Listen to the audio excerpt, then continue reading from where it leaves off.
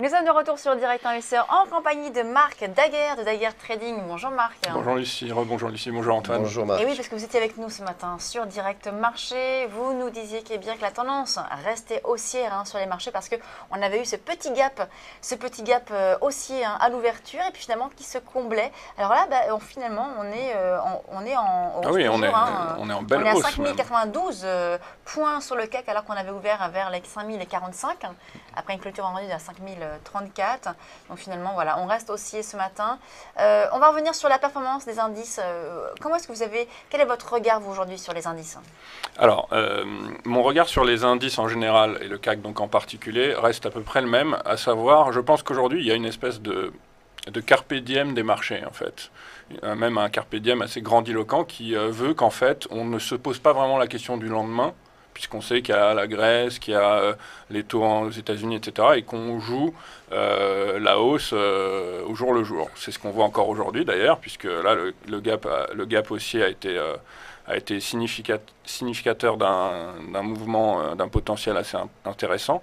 Je vous ai préparé un graphique, voilà, qu'Antoine est en train de nous montrer, que j'avais déjà présenté, qui est un graphique de long terme, c'est-à-dire sur lequel on voit le CAC sur 20-30 années. Et là, on voit qu'on est en pleine zone de résistance. Cette zone de résistance correspond à 3 points, très précisément, voilà, sur le très long terme. Donc le premier point qui a été aujourd'hui dépassé, c'était le canal qui était en place depuis mars, qu'on voit en bleu marine. Le second qui est en plein test aujourd'hui, c'est le canal qui est en place depuis septembre 2011, qu'on voit là en bleu, que je vous ai mis en bleu ciel. Donc on voit bien que les cours sont en train, pour l'instant, de continuer de buter sur cette zone sur laquelle ils butent depuis 2011 maintenant. Et enfin, au cas où on devait dépasser cette zone qui se trouve aujourd'hui autour des 5170, on a au-dessus l'oblique de résistance qui couvre les sommets depuis les années 2000, qui passerait autour des, voilà, comme le montre Antoine, autour des 5350. Pour l'instant, je pense qu'il faut continuer de jouer la tendance, de continuer plutôt de privilégier les positions haussières, quitte à ce qu'on dépasse cette zone du canal, comme on a dépassé la précédente d'ailleurs. Si on s'était vu il y a un mois, on aurait parlé de la borne précédente. Bon, après, la vraie question sera si on dépassait cette zone verte.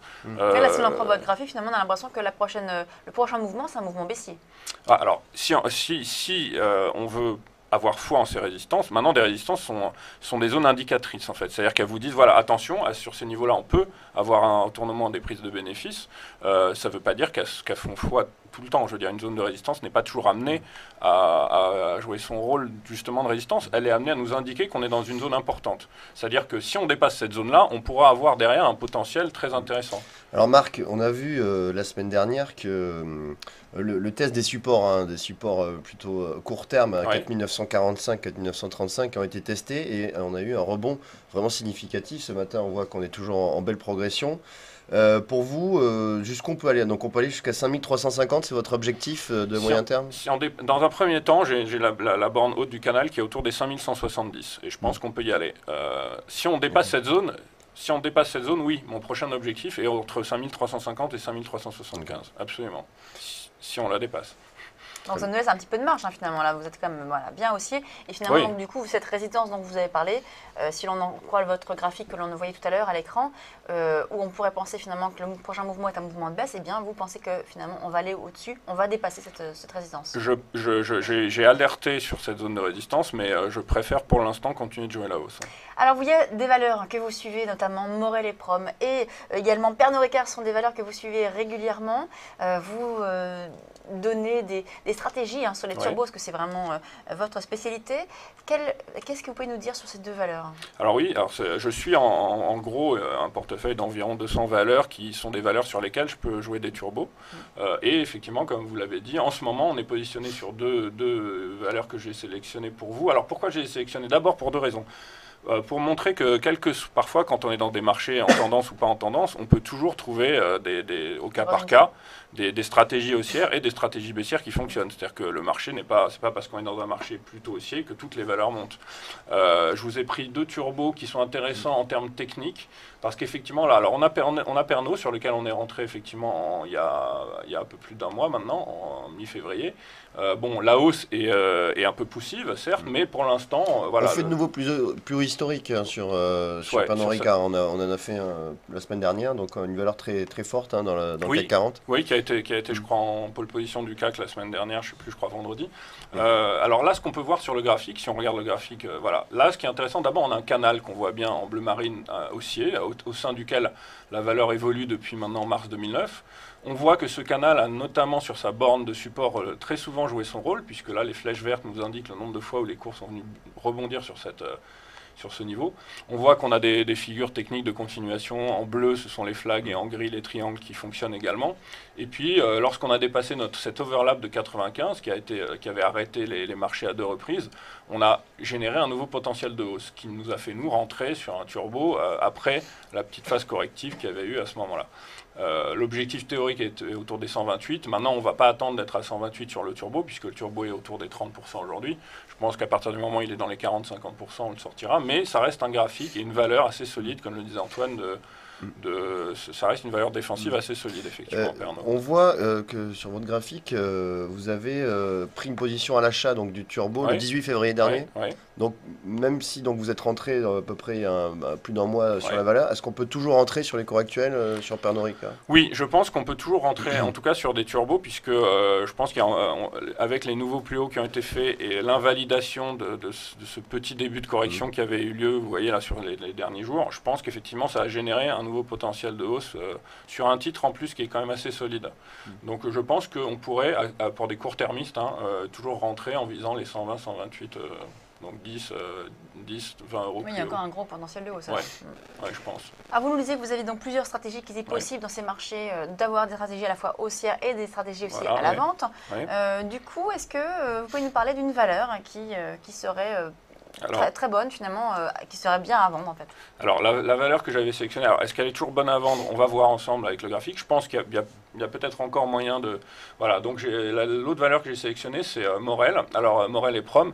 Alors qu'est-ce qu'on peut dire sur cette valeur en regardant le graphique? On peut dire plusieurs choses. D'abord, il faut signaler que Morel et Prom est une valeur dite pétrolière, parapétrolière exactement, mais une valeur qui est d'une certaine façon corrélée au cours du pétrole.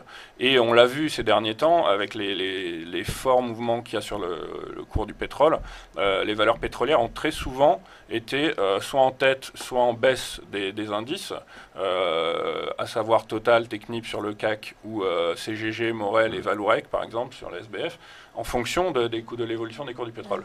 Alors Morel, ce qui nous intéressait, il y a eu plusieurs choses. D'abord, on a vu ce double top, résistance majeure sur un double top. Bon, ça c'est maintenant vieux, puisqu'on est sur les 16,25. On voit la rupture du triangle en gris, là, qui était aussi un signal de baisse très fort, voilà, ici, comme le montre Antoine. Et on voit d'ailleurs, vous voyez comment les cours étaient en train d'hésiter à l'intérieur de cette figure, et au moment où finalement ils décident de sortir de cette figure, on voit qu'il y a une espèce de vrai décrochage avec un potentiel de baisse important. Aujourd'hui, le seul bémol qu'on a, c'est qu'on voit qu'on arrive sur des supports sur lesquels la valeur a rebondi à plusieurs reprises, mais je pense que on peut atteindre les 6,15 dans un premier temps, puisque c'est le point bas de mars 2009. Si jamais ce niveau venait à céder, j'avais un objectif bis, au cas où, à 5,35, que j'ai mis en pointillé parce que la vraie première résistance à surveiller, c'est les 6,15. On est rentré sur le turbo il y a, je ne sais plus, quelques semaines, et on a effectivement bénéficié de résultats qui ont été publiés, qui ont été assez décevants pour la valeur. Je crois que c'était la semaine dernière ou il y a 2 semaines. Donc tout ça a fait que le titre a perdu 6-7% en séance la semaine dernière et que pour l'instant, on est toujours positionné dessus. Mais donc on voit qu'on peut... la baisse du titre. Oui, je pense qu'on peut encore... Je rappelle aussi que vous êtes baissier sur le pétrole. Vous aviez un objectif, vous nous le répétez souvent, à 30-35 $. Vous maintenez toujours cet objectif? Oui, je le maintiens toujours. C'est vrai qu'on a eu un peu un peu chaud, puisqu'il est revenu autour des 60 exactement sur le Brent. Mais les 60 ont encore joué leur rôle de résistance, puisqu'il a reperdu 4% derrière et qu'il est à nouveau en train de repartir à la baisse. Ça reste un petit peu tendancieux. Il y a toujours une question de conjoncture macroéconomique, mais moi je pense que c'est un sous-jacent sur lequel je reste baissier. Oui. On va parler d'un indice également à suivre, c'est le Nikkei, l'indice de la bourse de Tokyo. Oui, alors le Nikkei, je l'ai sélectionné parce que graphiquement, c'est un indice qui a un potentiel de hausse assez conséquent. Alors qu'est-ce qu'on voit sur le Nikkei? On voit déjà que c'est un indice qui techniquement répond pas mal à des décomptes techniques, à des figures de continuation.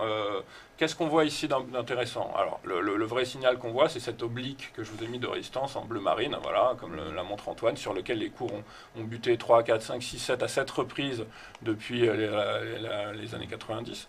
Et là, on est venu s'affranchir de cette zone de résistance. Donc déjà, s'offrir un premier potentiel de hausse.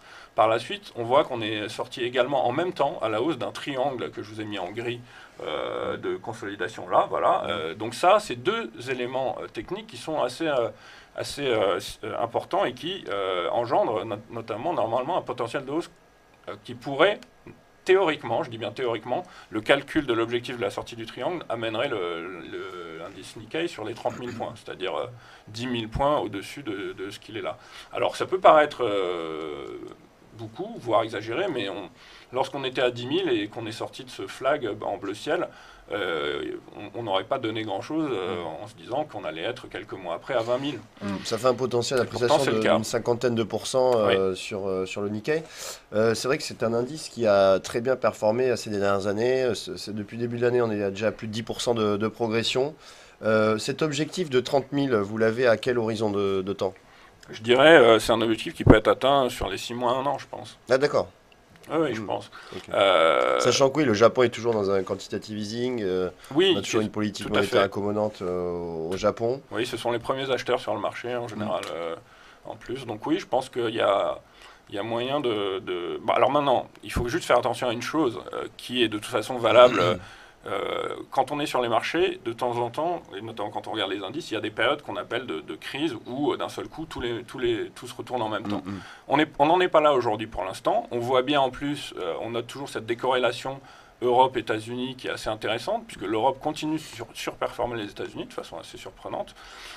Ça me rappelle un petit peu, hélas, mais cette période de 2007 où on a eu la crise du subprime, où en fait, ce qui se passait, c'est que les gouvernements se